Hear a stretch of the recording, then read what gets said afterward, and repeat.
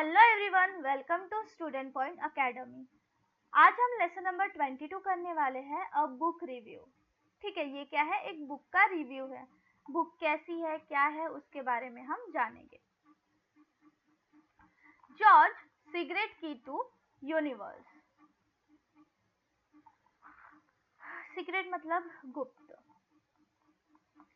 की मतलब चाबी, यूनिवर्स मतलब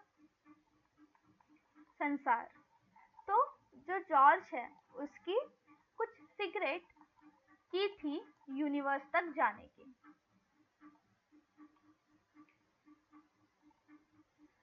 George That is an ardent environmentalist. In fact, both his parents are convinced that modern invention of science and technology have caused a lot of damage on the earth. George के जो father थे वो environmentalist थे, मतलब जो environment का ध्यान रखते थे। और उसके जो दोनों पेरेंट्स थे, मदर और फादर, वो दोनों भी कन्विंस थे कि जो मॉडर्न इन्वेंशन है साइंस और टेक्नोलॉजी के, वो क्या कर रहे हैं, बहुत सारा डैमेज कर रहे हैं अपने अर्थ को। They are committed to the cause of saving the planet.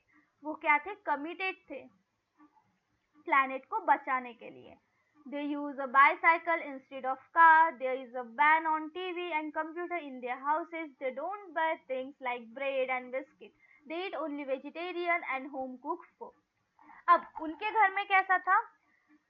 Car की जगह पे वो बाईसाइकिल यूज करते थे। टीवी, कंप्यूटर्स उनके घर पूरी तरीके से बैन थे, मतलब कोई भी यूज नहीं करता था।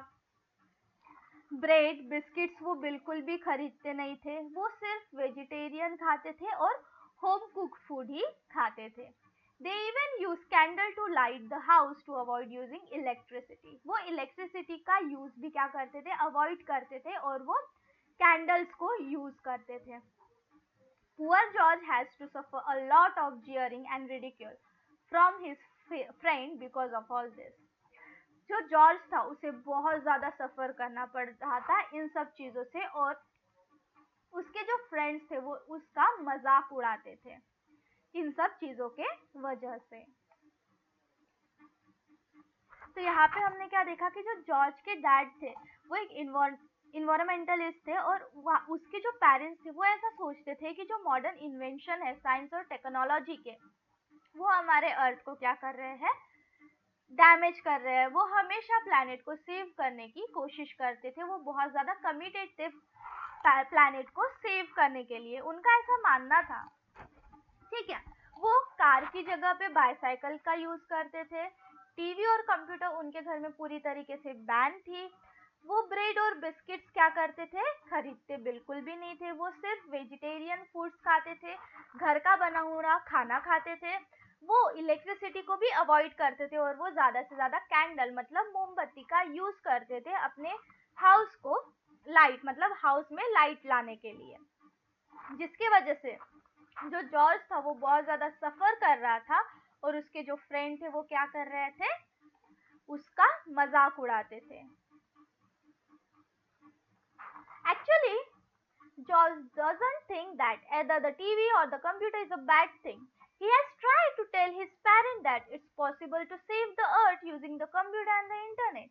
But no, in their house there can't be any decision on that issue. George always likes to know why, but who is to answer his question? His parents think that he is still too young to understand global issues. अब George को ऐसा लगता था कि TV और computer बिल्कुल भी बुरे नहीं है। उसने अपने पेरेंट्स को कन्विंस करने की कोशिश की कि हम इंटरनेट और कंप्यूटर का यूज करके भी अर्थ को बचा सकते हैं, बट उनके घर में कोई डिस्कशन, कोई इशू इस टॉपिक पे नहीं होता था। जॉर्ज हमेशा चाहता था कि उसे पता चले कि ऐसा क्यों हो रहा है, बट उसे अपने क्वेश्चंस के आंसर नहीं मिलते थे। कौन देगा उसके क्वेश्चन का answer?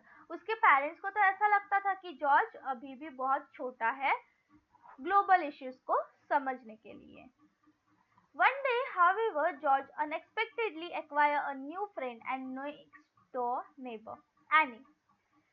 Annie's father, Eric, is a brilliant scientist and ever willing to answer all of George's questions. अब देखो, एक दिन जॉर्ज को अनएक्सपेक्टेडली, मतलब उसने सोचा नहीं था, बिना कुछ सोचे उसे एक फ्रेंड मिली जो उसकी नेबर थी, जिसका नाम था एनी। एनी के जो पापा थे, जिनका नाम एरिक था, वो बहुत अच्छे ब्रिलियंट साइंटिस्ट थे, और वो जॉर्ज के सारे क्वेश्चन का आंसर देना चाहते थे। Eric has build a super super intelligent computer name Cosmos. Eric ने बहुत सुपर इंटेलिजेंट कंप्यूटर बनाया था जिसका नाम था Cosmos. Cosmos has incredible power. जो कंप्यूटर कॉस्मोस था उसमें बहुत ज्यादा पावर्स थी, बहुत अलग अलग चीजें वो कर सकता था। It can literally open windows on the universe and take you to the any planet, star, comet and even to the black hole. वो अपनी विंडोज ओपन कर सकता था यूनिवर्स की, और कोई भी planet, star, comet, even black hole तक हमें ले जा सकता था। And of course Cosmos can also bring you back from there, और वो वहां से तुम्हें वापस भी ला सकता था। However, Cosmos depend entirely on the information that is fed into it by people. Cosmos जो था वो पूरी तरीके से किस पे डिपेंड था? इंफॉर्मेशन पे, जो पीपल्स ने उसके अंदर क्या की है, फीड की है। ठीक है, जो इंफॉर्मेशन है उसके ऊपर वो बेस्ड था। Like Eric who do the research and thinking that can make Cosmos work. जैसे एरिक एरिक पूरी इंफॉर्मेशन उसके अंदर क्या करता था, फीड करता था। Science can be used for a good cause, and a group of good scientists like Eric have worked to use it for people's welfare. Science को हम अच्छे के लिए यूज कर सकते हैं, और जो गुड साइंटिस्ट है, जैसे एरिक का साइंटिस्ट का ग्रुप, उन्होंने वो मतलब शपथ लेना, उन्होंने कसम खाई थी कि वो पीपल के, मतलब लोगों के वेलफेयर के लिए ही काम करेंगे। Unfortunately, there is one old angry scientist who wants to use science for his own selfish motive. बदकिस्मती से, अनफॉर्चुनेटली, एक ओल्ड मतलब बूढ़ा सा गुस्सेल साइंटिस्ट था, जिसे साइंस को अपने स्वार्थ के लिए यूज करना था। He is planning to steal cosmos and all of Eric's research so that he can establish his own rule on other planets. जो साइंटिस्ट था, उसे एरिक का कॉस्मोस चुराना था और उसकी सारी रिसर्च अपने पास लाना था, ताकि वो दूसरे प्लैनेट्स पे रूल कर सके। It's so happen that only George can do something to overcome the wicked plan of nasty scientist. अब यहाँ पे क्या बोलता है, जो नेस्टी मतलब जो स्वार्थी साइंटिस्ट था, उसे कौन ओवरकम कर सकता था? George. If you want to know that what adventure he undertake and what strategy he has to use to stop the power-hungry scientists, you have to read the novel George's Secret Key to the Universe. अगर आपको जानना है कि कैसे George ने बचाया, कैसे George ने उस साइंटिस्ट को समझाया, तो उसके लिए आपको एक नॉवेल पढ़नी पड़ेगी, दैट इज जॉर्ज सीक्रेट की टू द यूनिवर्स। बिकॉज हम अभी जो देख रहे हैं वो तो ऑब्वियसली एक रिव्यू देख रहे हैं, है ना। The author of this wonderful adventure is Lucky Hawking. अब इस एडवेंचर के ऑथर कौन थे? लकी हॉकिंग थे। The story of the novel is imaginary, but it also includes plenty of charts, photographs, boxes that give you hard fact about our solar system, galaxy, space and whole universe.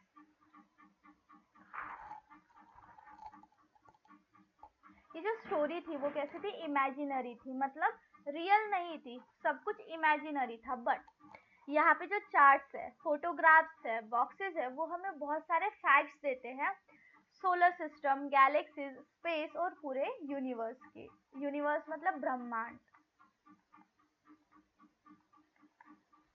This information has been presented in a very simple, easy to understand manner by none other than Stephen Hawking, who is said to be one of the greatest scientists of our time. यहाँ पे बहुत simple क्या था? बहुत simple और easy understandable चीजें थी। His achievements are all the more astounding as he is a victim of many physical ailments. अब देखो, जो स्टीफन हॉकिंग था उनका कुछ फिजिकल इशू था, मतलब उनकी जो फिजिकल कंडीशन थी वो अच्छी नहीं थी।